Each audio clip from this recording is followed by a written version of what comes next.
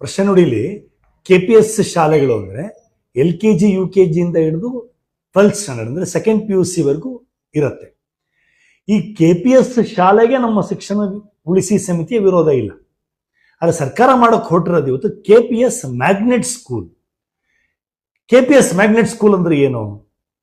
KPS magnet school ಅಂದ್ರೆ ಒಂದು KPS magnet school ಇವರು ಅಪ್ಗ್ರೇಡ್ ಮಾಡಿದ್ರೆ ಸುತ್ತಮುತ್ತಲು 5ರಿಂದ 8 ಸರ್ಕಾರಿ ಸ್ಕೂಲ್ಗಳನ್ನ ಈ KPS ಮ್ಯಾಗ್ನೆಟ್ ಸ್ಕೂಲ್ ಜೊತೆಗೆ ಮರ್ಜ್ ಮಾಡ್ತಾರೆ, ವಿಲೀನ ಮಾಡ್ತಾರೆ.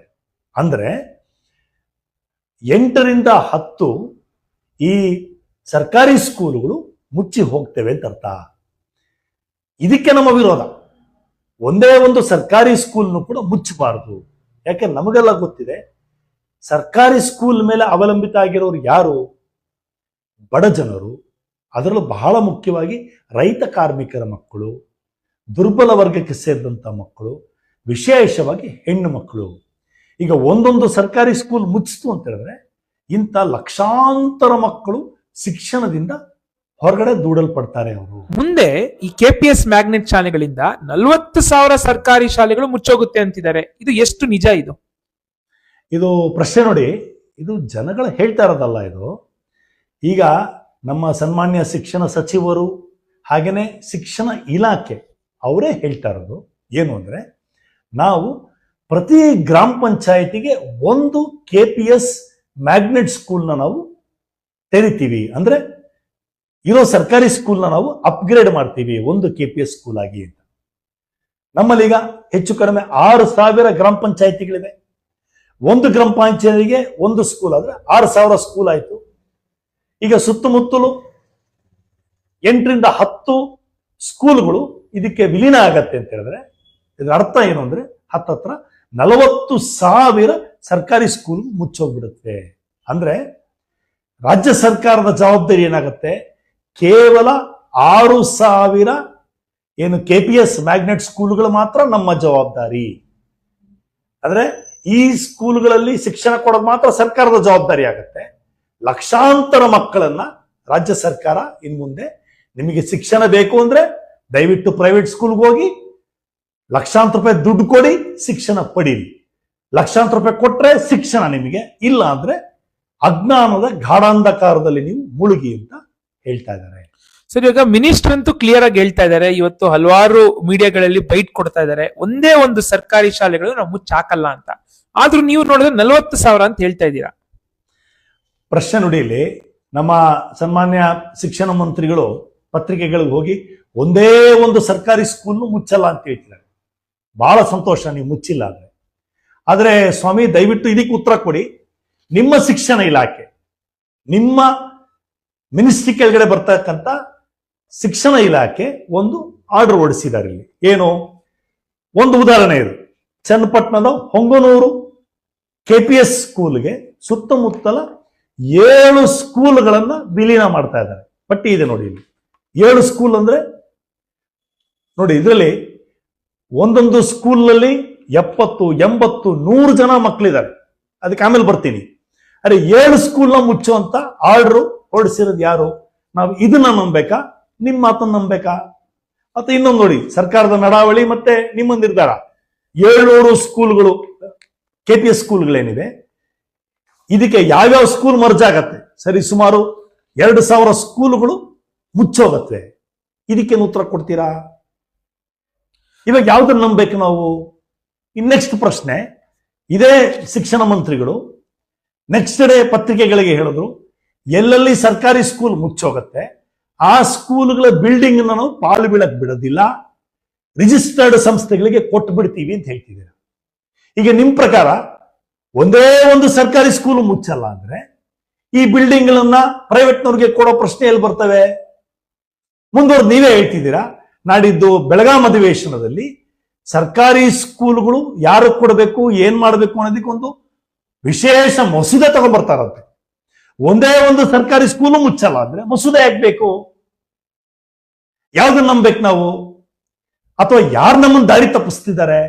ಶಿಕ್ಷಣ ಇಲಾಖೆ ದಾರಿ ತಪ್ಪಿಸ್ತಿದ್ಯಾ ಅಥವಾ ಮಂತ್ರಿಗಳು ಮಾತುಗಳು ದಾರಿ ತಪ್ಪಿಸ್ತೀವ? ಇದನ್ನ ರಾಜ್ಯ ಸರ್ಕಾರನೇ ಉತ್ತರ ಕೊಡಬೇಕು. ಇದು ನಮ್ಮ ಶಿಕ್ಷಣ ಉಳಿಸಿ ಸಮಿತಿಯಿಂದ ನಾವು ಕೇಳ್ತಾ ಇದ್ದೀವಿ. ಉತ್ತರ ಕೊಡಿ ದಯವಿಟ್ಟು. ಸರ್, ಇವಾಗ ಸರ್ಕಾರಕ್ಕೆ ಯಾಕೆ ಇವತ್ತು ಸರ್ಕಾರಿ ಶಾಲೆಗಳನ್ನ ಮುಚ್ಚಾಕ್ಬೇಕು? ಸರ್ಕಾರ ಜವಾಬ್ದಾರಿ ಶಿಕ್ಷಣ ಅಲ್ವೇ? ಸೊ ಇವಾಗ ಯಾಕೆ ಇಷ್ಟೊಂದು ಶಾಲೆಗಳನ್ನ ಮುಚ್ಚಾಕ ಕೊಡ್ತಾ ಇದ್ದಾರೆ? ಏನು ಉದ್ದೇಶ ಇರುತ್ತೆ ಸರ್ಕಾರಕ್ಕೆ? ನೋಡಿ, ಪ್ರಶ್ನೆ ಸಂವಿಧಾನ ರಚನೆ ಆದಾಗ ಅಥವಾ ಒಂದು ಪ್ರಜಾತಂತ್ರ ದೇಶದಲ್ಲಿ ಸರ್ಕಾರದ ಆದ್ಯ ಕರ್ತವ್ಯ ಅಂದ್ರೆ ಶಿಕ್ಷಣ ಮತ್ತೆ ಆರೋಗ್ಯ. ಆದರೆ ಇವತ್ತು ಎರಡೂ ಕ್ಷೇತ್ರಗಳನ್ನು ಸಂಪೂರ್ಣ ವ್ಯಾಪಾರ ಮಾಡಕ್ಕೆ ತುದಿಗಾಲಲ್ಲಿ ನಿಂತಿದ್ದಾರೆ ರಾಜ್ಯ ಸರ್ಕಾರನೇ. ಕರ್ನಾಟಕದಲ್ಲಿ ತಗೊಂಡ್ರೆ ಇದು ಬರೀ ಕರ್ನಾಟಕ ರಾಜ್ಯ ಸರ್ಕಾರ ಅಷ್ಟೇ ಅಲ್ಲ, ಇದು ಕೇಂದ್ರ ಸರ್ಕಾರದ ನೀತಿ. ಇದು ರಾಷ್ಟ್ರೀಯ ಶಿಕ್ಷಣ ನೀತಿ 2020 ಏನಿದೆ, ಆ ರಾಷ್ಟ್ರೀಯ ಶಿಕ್ಷಣ ನೀತಿನಲ್ಲಿ ನಮ್ದೆಲ್ಲ ವಿರೋಧ ಇದೆ. ಇಡೀ ದೇಶ ವಿರೋಧ ಮಾಡಿದ್ದೆ. ಯಾಕೆಂದ್ರೆ ಸರ್ಕಾರಿ ಸ್ಕೂಲ್ಗಳನ್ನ ಮುಚ್ಚಬೇಕು ಅಂತ ಶಿಫಾರಸ್ ಕೊಟ್ಟಿದ್ದೆ NEP 2020.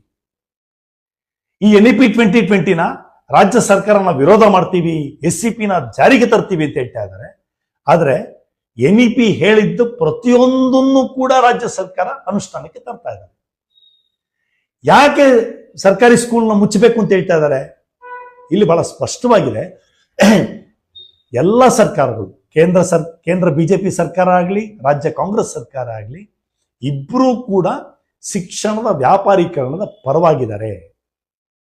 ಈಗ ನೋಡಿ, ಈಗ ಈ 700 KPS ಮ್ಯಾಗ್ನೆಟ್ ಸ್ಕೂಲ್ಗಳೇನು ತೆರೀತಾ ಇದ್ದಾರೆ, ಇದಕ್ಕೆ 2,000 ಕೋಟಿ ರೂಪಾಯಿ ADB ಇಂದ ಸಾಲ ಕೊಡ್ತಾ ಇದ್ದಾರೆ.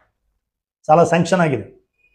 ಇವತ್ತು ಯಾರಾದ್ರೂ ನಮಗೆ ಒಂದು 100 ರೂಪಾಯಿ ಸಾಲ ಸುಮ್ಮನೆ ಕೊಡ್ತಾರ? ಏನು ಷರತ್ತುಗಳಿಂದ ಕೊಡ್ತಾರ? ಈಗ ರಾಜ್ಯ ಸರ್ಕಾರ ಉತ್ತರ ಕೊಡಬೇಕು. ADB ಹತ್ರ ನೀವು 2,000 ಕೋಟಿ ಸಾಲ ತಗೊಳ್ಳೋದಿಕ್ಕೆ ಏನೇನು ಷರತ್ತುಗಳಿಗೆ ಸಹಿ ಹಾಕಿ ಬಂದಿದ್ದೀರಾ? ಬಹಿರಂಗಪಡಿಸಿ. ನೀವು ಯಾಕೆ ಬಹಿರಂಗಪಡಿಸ್ತಿಲ್ಲ? ನೀವು ಇದೇನು ಯಾವುದೇ ಒಬ್ಬ ವ್ಯಕ್ತಿ ಅವ್ರ ಮನೆಗೆ ತಗೊಂಡ್ರ ಸಾಲ ಅಲ್ಲ.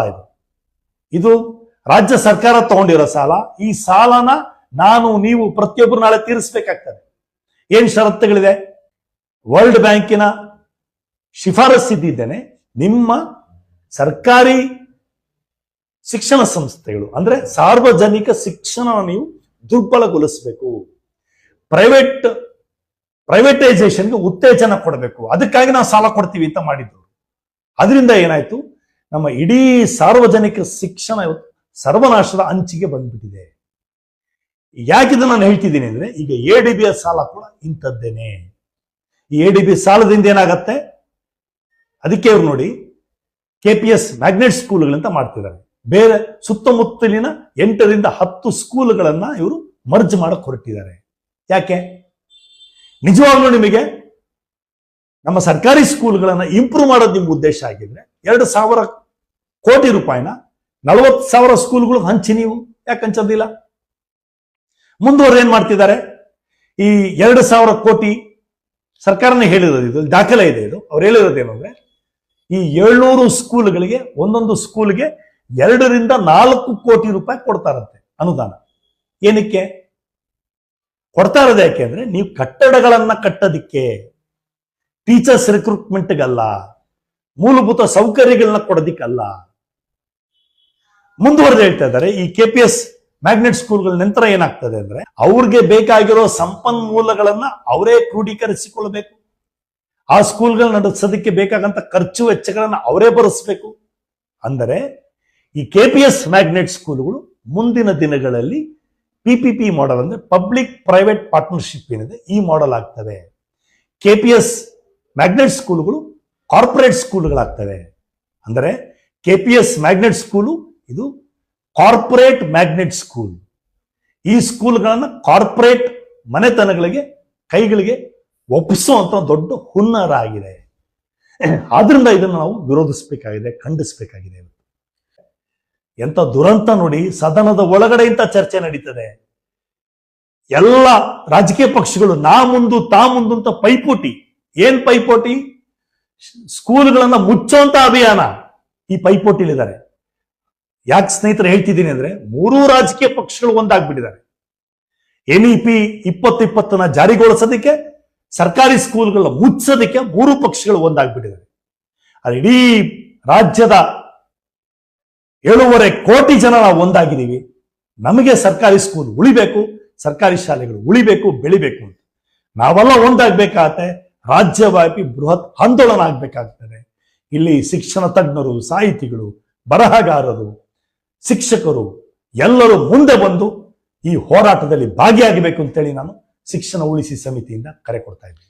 ಸರ್, ಕಡೆಯದಾಗಿ ಶಿಕ್ಷಣ ಉಳಿಸಿ ಸಮಿತಿಯಿಂದ ಮುಂದಿನ ಯೋಜನೆಗಳು ಏನಿದೆ? ಇವತ್ತು 40,000 ಸರ್ಕಾರಿ ಶಾಲೆಗಳನ್ನು ಮುಚ್ಚೋಕ್ಕಿದೆ. ಇದಕ್ಕೆ ಇವತ್ತು ಏನು ಹೋರಾಟಗಳನ್ನ ಶಿಕ್ಷಣ ಉಳಿಸಿ ಸಮಿತಿ ಕೈಗೊಳ್ಳುತ್ತಿದೆ ಸರ್? ನಾವೀಗಾಗಲೇ ಹಳ್ಳಿನಲ್ಲಿ ಹೋಗ್ತಾ ಇದೀವಿ. ಅಲ್ಲಿ ಜನ ಸಮಿತಿಗಳನ್ನ ರಚನೆ ಮಾಡ್ತಾ ಇದೀವಿ, ಶಿಕ್ಷಣ ಉಳಿಸಿ ಸಮಿತಿಗಳನ್ನ ರಚನೆ ಮಾಡ್ತಾ ಇದೀವಿ. ಪೋಷಕರು, ಶಿಕ್ಷಕರು ನಮ್ಮ ಜೊತೆಗೆ ಸೇರ್ತಾ ಇದ್ದಾರೆ. ಮುಂದಿನ ವಾರ ನಾವೊಂದು ಬೆಂಗಳೂರಿನಲ್ಲಿ ಒಂದು ರಾಜ್ಯ ಮಟ್ಟದ ಶೈಕ್ಷಣಿಕ ಒಂದು ಸಮಾವೇಶ, ಸಾರ್ವಜನಿಕ ಶಿಕ್ಷಣ ಉಳಿಬೇಕು ಅಂತೇಳಿ ಒಂದು ದೊಡ್ಡ ಸಮಾವೇಶ ಮಾಡ್ತಾ ಇದ್ದೀವಿ. ಹಲವಾರು ಖ್ಯಾತ ಶಿಕ್ಷಣ ತಜ್ಞರು, ಸಾಹಿತಿಗಳು, ಬರಹಗಾರರು ಎಲ್ಲರೂ ಭಾಗವಹಿಸ್ತಾ ಇದ್ದಾರೆ. ಇದು ಒಂದು ರಾಜ್ಯವ್ಯಾಪಿ ಹೋರಾಟವಾಗಿ ಬೆಳೆಯೋದಕ್ಕೆ ನಾವು ಇತರ ಸಮಾನ ಮನಸ್ಸ ಸಂಘಟನೆಗಳು, ಸಾಹಿತಿಗಳು, ಬರಹಗಾರರು, ಪೋಷಕರು, ಟೀಚರ್ಸು, ವಿದ್ಯಾರ್ಥಿಗಳು ಎಲ್ಲರ ಜೊತೆಗೆ ಸೇರಿ ಒಂದು ಬೃಹತ್ ಆಂದೋಲನ ಕಟ್ಟೋದು ನಮ್ಮ ಒಂದು ಯೋಜನೆಯಾಗಿದೆ.